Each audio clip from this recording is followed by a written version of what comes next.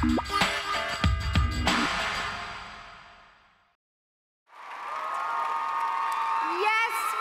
can. Yes, we can. Oh, you guys, feel us. Feel we. Today's the day. Today's the beginning of the rest of time. I am so excited to be here. I just came back a few days ago from Africa again, from the Darfur region of Sudan, and I know you guys know what time it is, but I wanted to show you put a face on some of the suffering in Darfur, because my hope rides with you. And we have here a PowerPoint. It's quick, just to show you where Sudan is located. There it is, the largest country in Africa, and it borders Chad. So at this point, 3 million people have been driven from their homelands. I can change this thing here. There's a village, I took it in 2004, this picture. Same village, 2006. 80 to 90% of Darfur's villages are ashes today, with 3 million of their inhabitants driven from their fields and villages into wretched camps that look like that, tents lashed to the desert floor. And where there's a scarcity of food, scarcity of water, little to no education, scarcity of hope. People go to get the firewood. The women go because if the men were to go, the men would surely be killed. So here we have an elderly woman going to get the firewood in the Sophie's Choice moment of who gets the firewood. In the sky behind her, you can see an attack helicopter actually bombing a nearby village. As I was there in 2004, bombers were just crossing the sky, bombers and attack helicopters, dropping bombs upon civilians. When we say that the women get the firewood, be clear about what a woman means. These particular women are probably not more than 9 or 10. Women showed me the scars carved into their bodies when they were mass raped. A little girl who had suffered rape by gang rape. This baby not being fed, not getting enough food.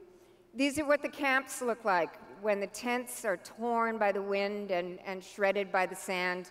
What you have here is the last line of defense against the elements, people's blankets. People have been here for now 5.5 years. Many people in the camps are suffering from malnutrition, and it is the kids under 5 who die first. About 40% of children under 5 are suffering from acute malnutrition, and that's what acute malnutrition looks like. This little kid drew me a picture of the day that changed her life. Without warning, attack helicopters filled the skies, raining bombs upon families as they slept, as they prepared breakfast, as they prayed. This little girl drew herself.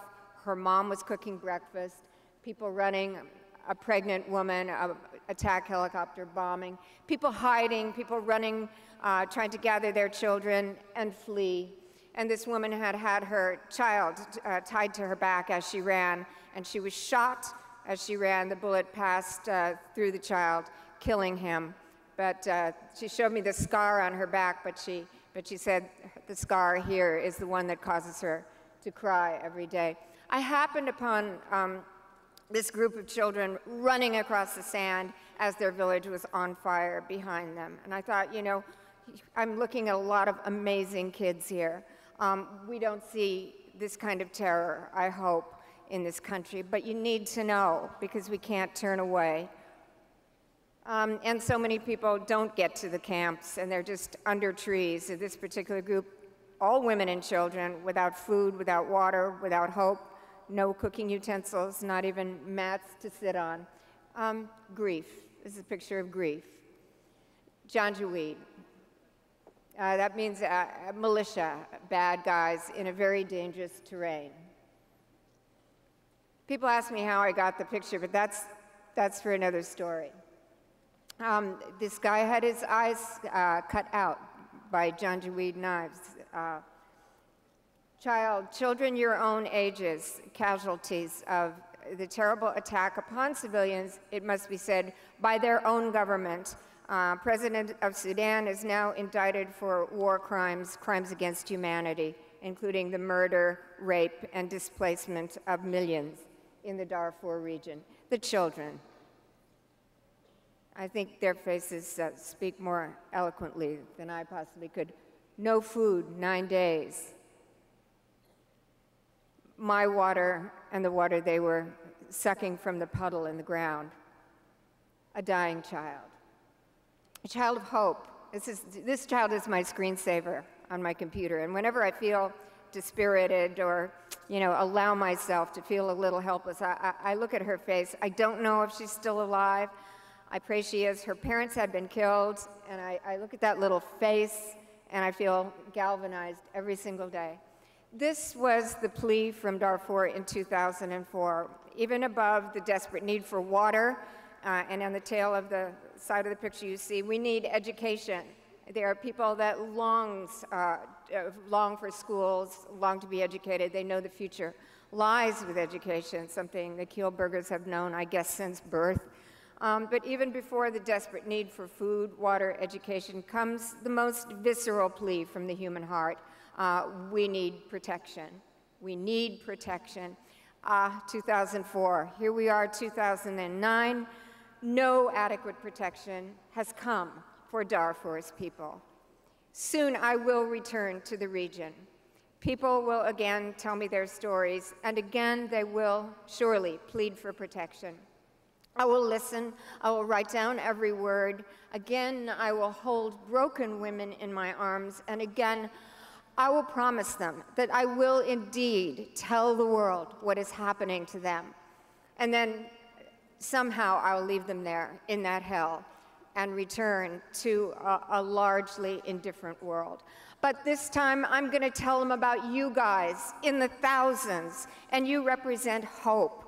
Last year, when I came to We Day, I was feeling kind of down. I had just come back from Darfur, and there were, I think, half the number that are here now. There are about 8,000 or 10,000 young people that so injected me with hope that it lasted the whole year. And I've spent almost 6 months in the Darfur region, and I think of you guys, and I think that there are legions of people, yourselves, who are supporting the people of Darfur. So I tell them about you. Know that your voices are heard in that very distant place, by the women, by the children, by the men. You are the architects of the future.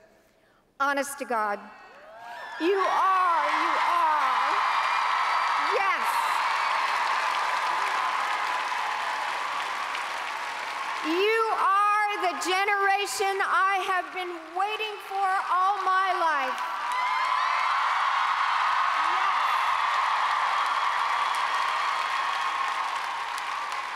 Keep that you feel now and never let go.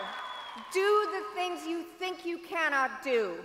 Do all the good you can by all the means available, in all the ways you can, in all the places you can, all the times you can, for as long as ever you can. The world is a dangerous place, not only because of those who would do evil things, but because of those who look on and do nothing. Nobody ever made a greater mistake than the person who did nothing because they thought they could only do just a little bit. I think our own feelings of helplessness are our worst enemy. We are not helpless.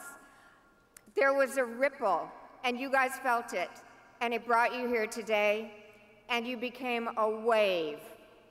Keep pushing, keep hollering, keep shouting, and this mighty wave will become the tide that can shape the course of history.